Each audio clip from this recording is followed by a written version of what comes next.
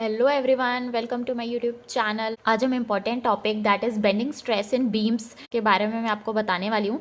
ये वीडियो बहुत ध्यान से देखिएगा, इसमें मैं आपको टू द पॉइंट बताऊंगी। सो एक एक पॉइंट इंपॉर्टेंट है यहाँ पे। तो स्टार्ट करते हैं बेंडिंग स्ट्रेस इन बीम्स। ये आपका बीम है। ये बीम में अगर लोड ऊपर से एक्ट करेगा, राइट, सो ये क्या होगी, बीम बेंड होगी। जो ये बेंड का शेप होगा वो किसका शेप होगा, सर्कुलर आर्क का। सो यहाँ पे क्या आएगा, कंप्रेशन, यहाँ पे क्या आएगा, टेंशन। वही लोड अगर डाउनवर्ड से एक्ट करेगा तो बीम कैसे बेंड होगी, ऐसे बेंड होगी। सो कंप्रेशन कहाँ आएगा, बॉटम में आएगा, और टेंशन कहाँ आएगा, टॉप में आएगा। सो यहाँ पे हम बेंडिंग स्ट्रेस इन बीम।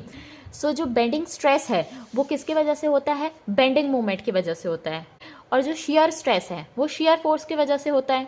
हमने डिस्कस कर लिया था बेंडिंग मूवमेंट और शियर फोर्स के बारे में। सो स्टार्ट करते हैं। बेंडिंग मूवमेंट की वजह से जो स्ट्रेस एक्ट करेगा बीम में वो है bending stress. Bending stress is the internal stress caused in a beam when an external load causes it to bend.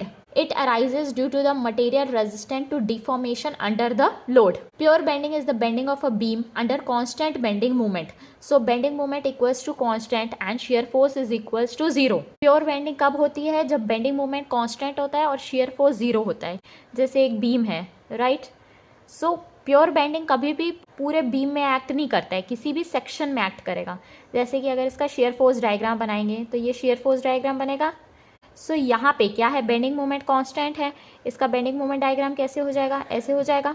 सो इस पोर्शन में बेंडिंग मोमेंट का क्या है, कांस्टेंट है। सो ये जो पोर्शन है ये क्या हो जाएगा, प्योर बेंडिंग।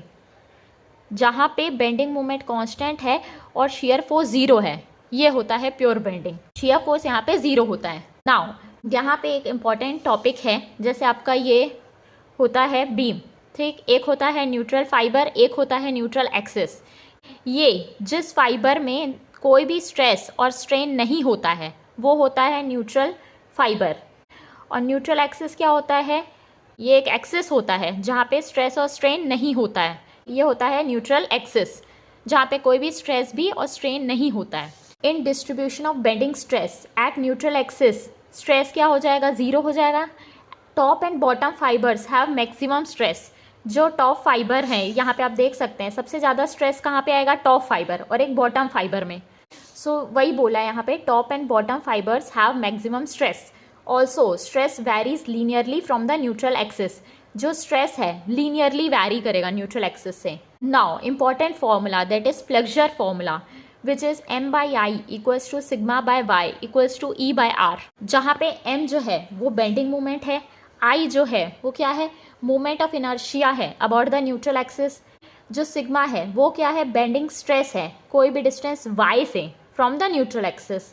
y जो है क्या है, डिस्टेंस है from the neutral axis to the outer most fibre, outer most fibre से डिस्टेंस है y। E क्या है, मॉड्यूलस ऑफ इलास्टिसिटी है मटेरियल का।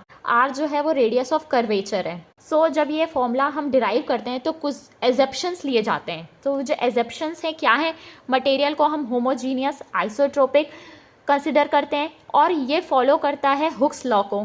जो बीम है वो प्योर बेंडिंग का केस हम कंसिडर करते हैं जहाँ पे शियर फोर्स नहीं एक्ट करता है। और जो बीम है वो क्या है, कांस्टेंट है उसका cross section through out the length, इसको हम प्रिज्मेटिक बीम भी बोलते हैं। नाउ जो मॉड्यूलस ऑफ इलास्टिसिटी हम लेते हैं टेंशन में और कंप्रेशन में वो क्या होती है, इक्वल होती है। तो ये एजप्शंस लेने के बाद ये फॉर्मूला डिराइव हो जाएगा, राइट। हम यहाँ डेरिवेशंस डिस्कस नहीं कर रहे हैं, ये टू द पॉइंट वीडियो है। सो मैं आपको टू द पॉइंट कंसेप्ट बता रही हूँ यहाँ। Now important point that is section modulus. ये क्या होता है, रेशियो होता है of the moment of inertia about the neutral axis to y max fiber which is at the maximum distance from the neutral axis. Section modulus Z equals to moment of inertia about the neutral axis by y max. अगर section modulus ज़्यादा है तो क्या है, section की bending strength ज़्यादा है। Greater the value of Z greater the bending strength, means Z क्या है, डायरेक्टली प्रोपोर्शनल है किसके, बेंडिंग स्ट्रेंथ के। Z ज़्यादा है तो बेंडिंग स्ट्रेंथ भी ज़्यादा होगा। और यहाँ पे एक पॉइंट और है, जैसे कि देखिए अगर आप यूनिट से देखना चाहेंगे तो Z क्या हो गया, I/y हो गया। I जो है मोमेंट ऑफ इनर्शिया, इसकी यूनिट क्या होती है, mm⁴। y यानी डिस्टेंस, इसकी यूनिट क्या हो गई, mm। सो ये वैल्यू क्या आ जाएगी, सेक्शन मॉड्यूलस की यूनिट हो जाएगी mm3।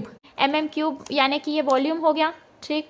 वॉल्यूम मतलब कि एरिया इंटू लेंथ। तो जो सेक्शन मॉडुलस है वो किस पे डिपेंड करता है, एरिया पे। तो एरिया ज़्यादा होगा तो हम ये बोल सकते हैं स्ट्रेंथ ज़्यादा होगी, बट ये एल पे भी डिपेंड करता है यहाँ पे।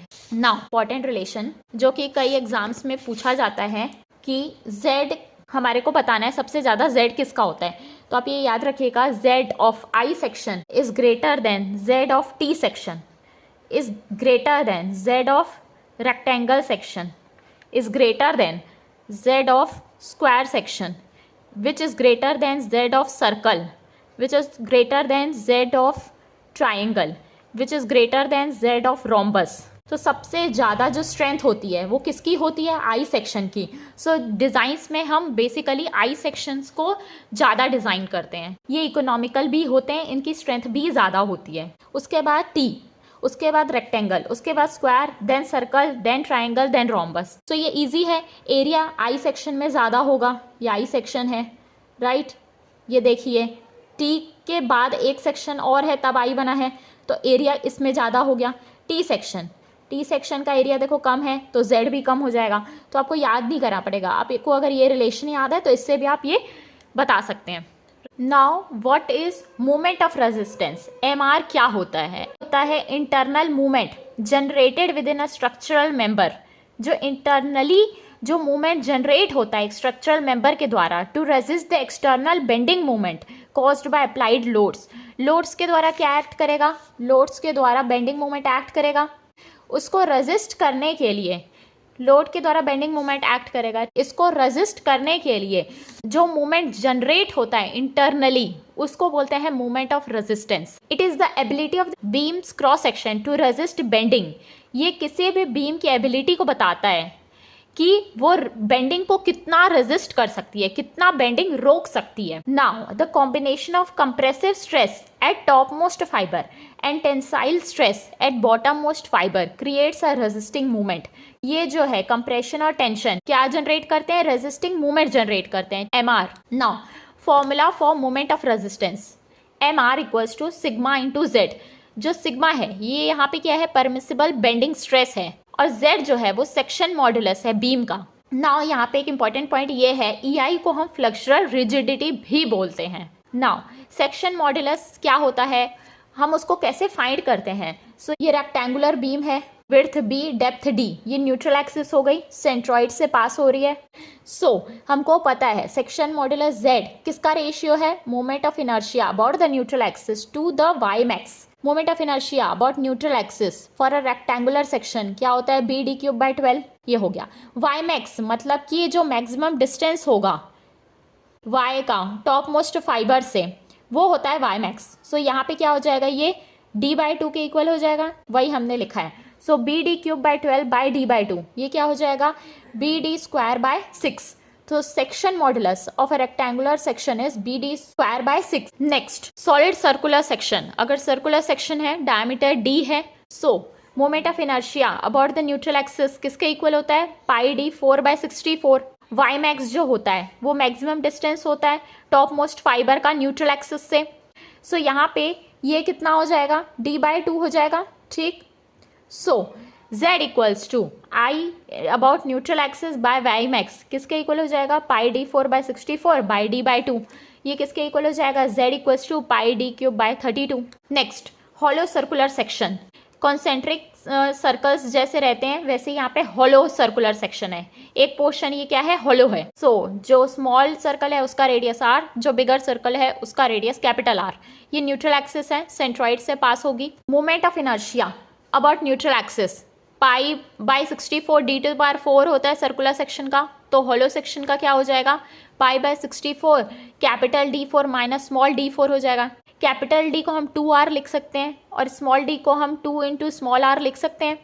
सो अब यहाँ पे 2⁴ 16 हो गया। इस तरीके से वैल्यू आ जाएगी i की π/4 bracket capital R⁴ minus small R⁴। y max जो है, जो मैक्सिमम डिस्टेंस है वो किसके इक्वल हो जाएगा, कैपिटल R के। सो जो सेक्शन मॉडुलस है वो किसके इक्वल होता है, moment of inertia about neutral axis by y max. So value put कर दीजिए, क्या आ जाएगा, pi r to the power 4 minus small r to the power 4 bracket by 4 into r। Similarly triangular section का section modulus क्या हो जाएगा, ये ट्रायंगुलर सेक्शन हो गया, बेस क्या हो गया b, हाइट क्या हो गई h, सेंटर ऑफ ग्रेविटी ये हो गई, न्यूट्रल एक्स यहाँ से पास होगी। सो यहाँ से जो डिस्टेंस होगा न्यूट्रल एक्सिस से टॉप मोस्ट फाइबर का वो हो जाएगा 2h/3 और यहाँ से बेस से इसका डिस्टेंस हो जाएगा h/3। सो वाई मैक्स क्या हो जाएगा, इसमें बड़ा क्या है, 2h/3 बड़ा है। सो वैसे ही सेक्शन मॉडुलस हम फाइंड करेंगे।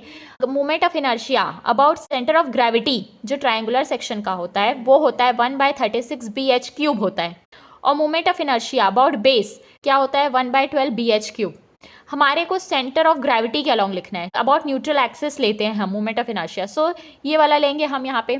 सो ये हो जाएगा bh³/36।